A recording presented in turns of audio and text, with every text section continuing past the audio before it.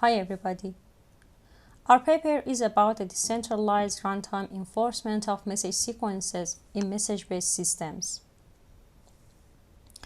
We consider a message-based system that consists of distributed components which collaborate via asynchronous message passing. These systems may consist of off-the-shelf components developed by different vendors, and hence we have not access to their code. Inside systems, the sequence of messages may lead to the occurrence of bad behaviors. Due to the off-the-shelf components, it's not possible to prevent such message sequences formation at design time. So we aim to prevent their formation at runtime. However, the order of messages cannot be determined exactly due to the absence of a global clock. As an example, assume a building that consists of different locations named A to E, where the location E is restricted and a visitor must enter the restricted location through a legal path. Each location is equipped with a smart security camera and a smart door, and the visitor must use a smart door to enter the location. When the smart door of the location has opened by the visitor, the door sends a message to a central system. The only legal path to the restricted location is through the consecutive locations A, C, and then E, which can be detected by this message sequence. Similarly, if a visitor is entered the restricted location by passing through the consecutive locations A, B, and then E, it can be inferred that the visitor accesses the restricted location illegally. The path between different locations of this building is such that if the consecutive locations B and D are visited, then the visitor will return to the location A. Hence, the message sequence which is generated by passing through the locations A, B, D, C, and E does not violate the security rule, because the visitor returns to the previous locations A by passing through the consecutive locations B and D. Actually, we focus on unwanted message sequences in which the occurrence of some messages contributes to the formation of a sequence, while some other messages may cancel the effect of the previous ones. Before I explain how we prevent the unwanted sequence formation at runtime, note to some preliminaries. We assume that in message-based systems, two messages sent directly from one process to another will be delivered and processed in the same order that they are sent. Each process has a unique identifier and a message queue in which a process sends a message like M to a target process using its identifier. Each process takes messages from its queue one by one in 5 order and invokes a handler regarding the name of the message. As there is no global clock in a system, we use happen before relation to determine the order of messages, which is implemented by the vector clock. To formalize the unwanted message sequences, we use the sequence automaton. This automaton is an extension of the non-deterministic finite automaton where transitions are partitioned into two sets of forward and backward transitions. Forward transitions contribute to the simple path from initial states to final states. The backward transitions cancel the effect of the occurrence of messages labeled over the forward transitions. Between the source and the destination state of a backward transitions, there must be a path made of at least one forward transitions. For instance, this automaton describes that which message sequences must not be formed at runtime. The labeling of transitions denotes sending a message. For example, the triple P1, M7, P3 denotes the action send P1, M7, P3. Here, if first the message M7 is sent, and then M3 is sent, while the message M5 is not sent in middle of M7 and M3, then the message sending sequence M7, M3 is formed. However, in a message sending sequence M7, M5, M3, sending the message M5 has cancelled the effect of M7, and so sending M3 will not form a sequence, as the reaching state Q0 is not a final state. But the sequence is formed by sending the messages M7, M5, M7, and M3. To prevent the sequence formation at runtime, we need to use two auxiliary functions. First function defines the preceding transitions of a transition. I explained by example. Consider this automaton. When the message M6 is sent, a transition like Q5 to Q6 may lead to the formation of a sequence from the initial states up to Q6. To form such a sequence, it's necessary that at least a message over one of the preceding transition of Q5 to Q6, which here is the transition Q0 to Q5, has occurred, and no message over the backward transitions has cancelled the effect of the preceding transition. The pre-transition of the transition Q5 to Q6 is the set of preceding transitions whose label messages can be sent before M6 in a sequence and have the same destination as the source state of Q5. The second function is while transition. This function defines the set of forward transitions which their effects are cancelled by backward transition. Here, Q, MQ prime is a backward transition and QN, M prime, Q0 is a forward transition. For example, in this automaton, a backward transition Q4 to Q0 can cancel the effect of all forward transition on a path from Q0 to Q4. Up to now, I explained how the unwanted message sequences can be formalized by sequence automaton. Now I want to explain how this automaton can be decentralized among monitors in which monitors have partial access to the automaton. For this, we break down the automaton into a set of transition tables. Each table belongs to a monitor and contains the information of transitions corresponding to its process. For each transition, the set of its pre-transitions is also stored in a table. Since the effect of a pre-transition may be violated by the occurrence of its while transitions, it's necessary to store the set of while transitions for each pre-transition in a table too. For example, here these automaton are broken down to the three transition tables which belongs to the monitor of M1, M2, and M3. The first table contains transitions which the sender of messages is P2 and denoted by the green box. In the choreography-based setting, monitors collaborate with each other using monitoring messages. A monitor sends the monitoring message ask to inquire if a message has been sent and receive the response by the monitoring message reply. For example, here the monitors communicate with each other to avoid the sequence formation of send M1, send M2 at runtime.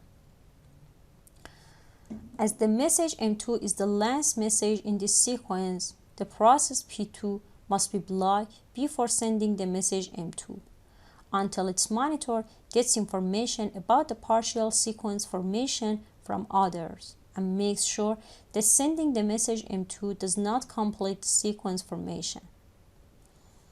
For this, the monitor M2 sends the monitoring message ask to M1 to check if the message M1 has been sent. The monitor M1 responds to the monitor M2 by sending the monitoring message reply. The monitor M2 may receive that the message M1 has not been sent.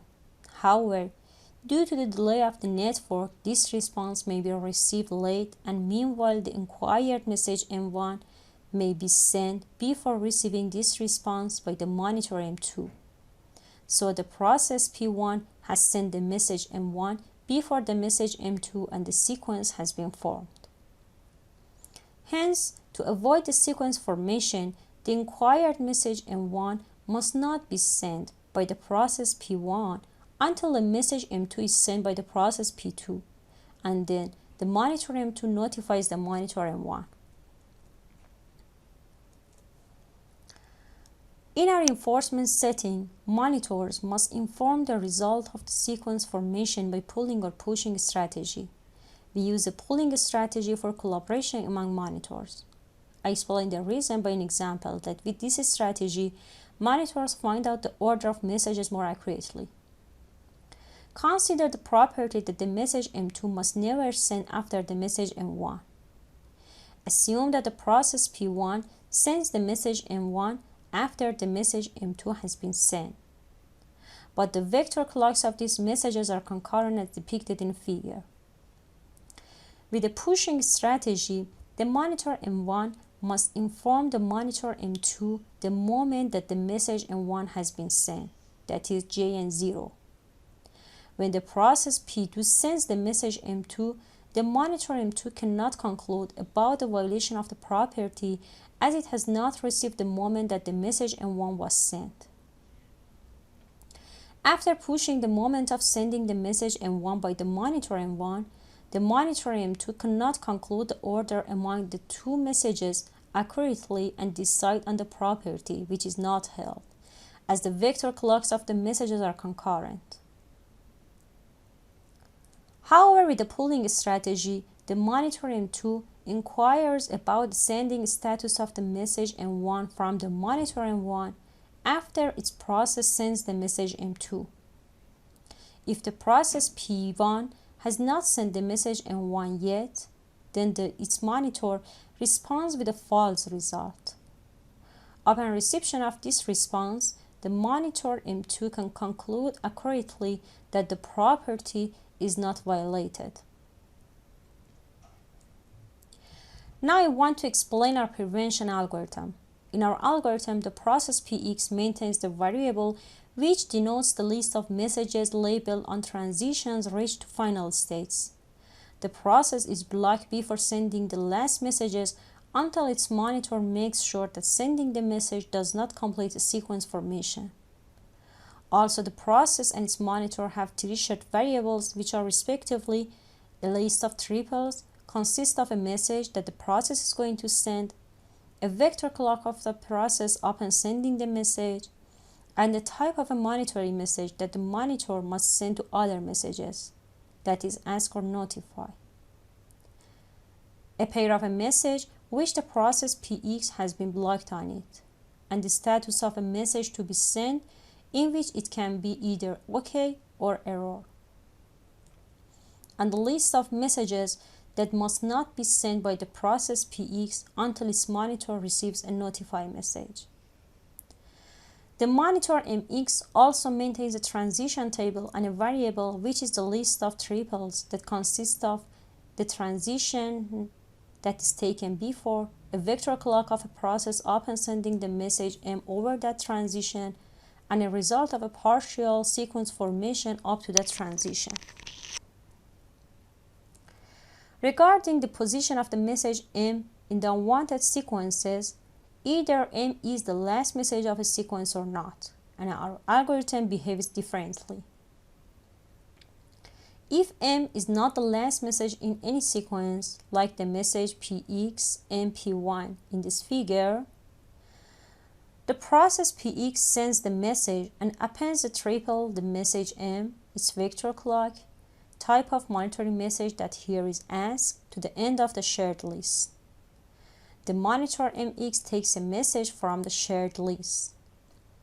If the type of the message is asked, it finds those rows of the transition table whose labeled messages on its transition equals the message M.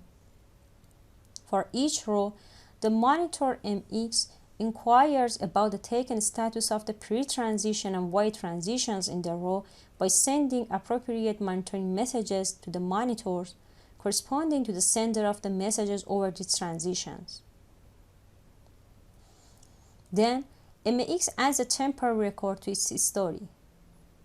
Adding the temporary record is helpful when another monitor inquires the monitor MX about the taken status of the transition.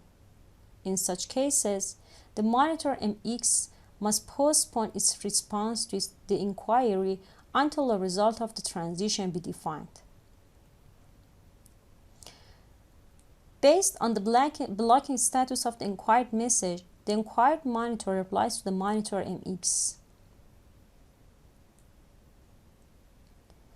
If there exists at least one taken pre-transition like transition Q0 to Q1 that was not taken before its while transition like Q1 to Q0 and its taken time is before the sending moment of the message M, it's concluded that the bad prefix is going to be formed.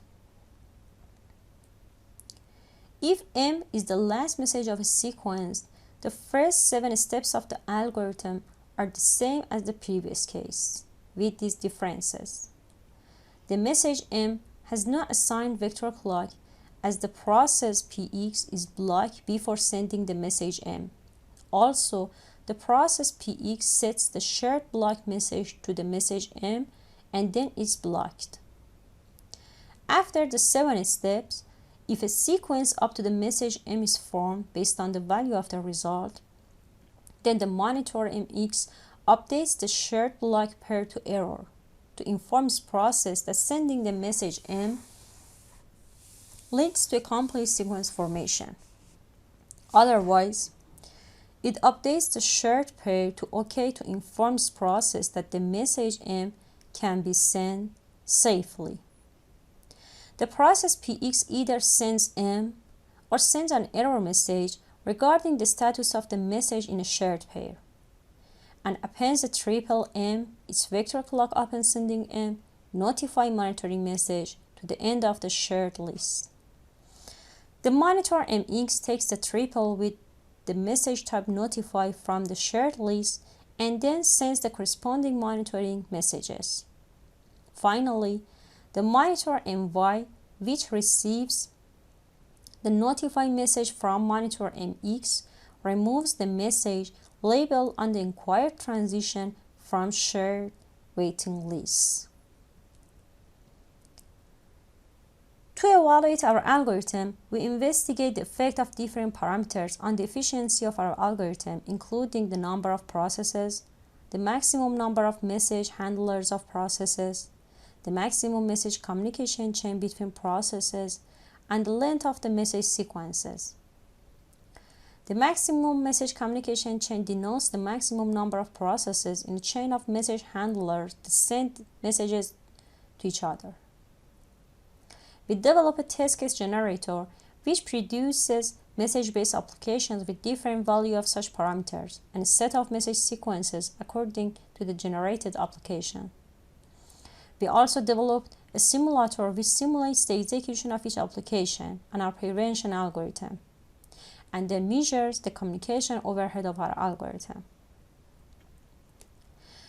We generate 4 applications with 3, 6, 9, and 12 processes, where each process has maximum 5 message handlers, and the maximum message communication chain in each application is 4, 5, 6, and 7 respectively. Our results show that as the length of message communication chain increases, the number of monitoring messages and the average blocking time grow linearly for complex applications.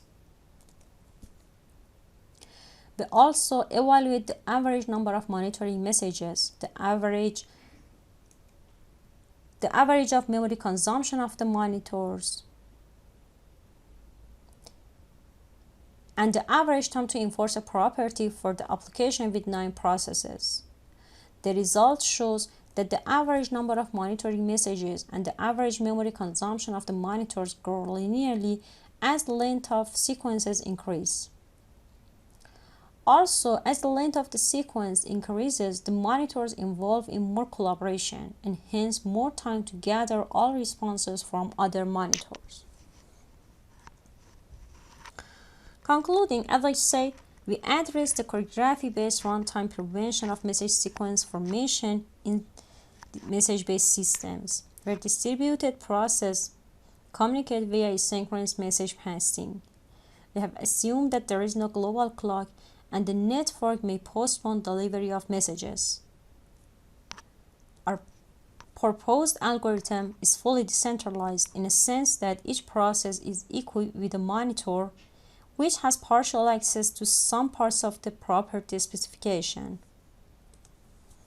Our experimental results show that with the increase of the complexity of application or the length of message sequences, the number of monitoring messages, memory consumption, and a time to prevent the sequence formation grow linearly.